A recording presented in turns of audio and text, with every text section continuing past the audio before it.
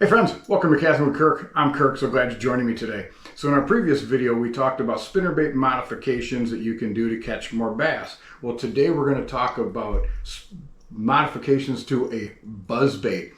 Now, a buzzbait is not a subtle finesse style lure. You want this thing making as much noise as possible. You want the bass to know where it's at and come get it.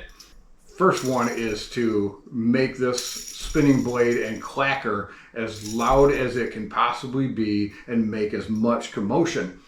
A couple ways to do that is one, down at the bottom here, it's got a little bend in the wire. Undo that, slide that blade off, take some sandpaper and rough up that wire, put it back on, bend that little bend the opposite direction. I don't know why, but it seems like buzzbaits get a way that they like to spin, and if you do anything to alter it, it makes a louder squeak. And then take your blades and right at the ends where they bend them just a little bit more. Bend them both exactly the same, and it will create even more of a kick and commotion and bubbles throughout that water. Now, for years, a lot of guys will take and tie one of these, say they're on their way to their lake, 2-3 hour road trip, they tie it to their car antenna, and that causes this to just spin like crazy in the air, going down the road, and it would begin to just wear this out and make it squeak even louder. So the louder you can make it, the better. Another way is just like with the spinnerbait, you can use what's called the trailer hook. And again, you just slide that piece over the top. When you put it on, make sure the hooks are both facing up.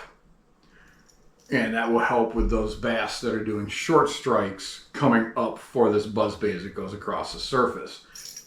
Final modification, which I like to do, is you can either leave the skirt on or take the skirt off, but you can add what's called a horny toad. We did a previous video on how to fish these, and they work great as a trailer that you just thread onto the hook, get it nice and straight, and just push it up as far as it will go. And now this goes kicking right below the surface, creating even more commotion going across the surface. And bass will just absolutely nail these things. This works really great when you're fishing it right over the tops and right through lily pads. Well, I thank you folks for joining me today, and you folks have yourself a great day.